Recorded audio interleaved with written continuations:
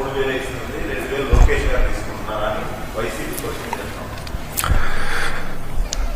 నేను చూశాను, ప్రతిపక్షంలో ఉన్న పార్టీ నాపైన తీవ్రమైన ఆరోపణ చేసింది. వాళ్ళు అధికారికంగా ట్వీట్ పెట్టారు. వాళ్ళకి నేను 24 గంటలు సమయం ఇస్తున్నా. 2000 రూపాయలు నా బ్యాంక్ అకౌంట్ కి వచ్చింది, నా జోబులోకి వచ్చిందని వాళ్ళు అంటున్నారు గనక నిరూపించండి, లేదంటే ఆ స్టేట్మెంట్ విత్డ్రా చేయండి. ఈ రెండు చేయకపోతే చాలా తీవ్రమైన పరిణామాలు ఉంటాయి.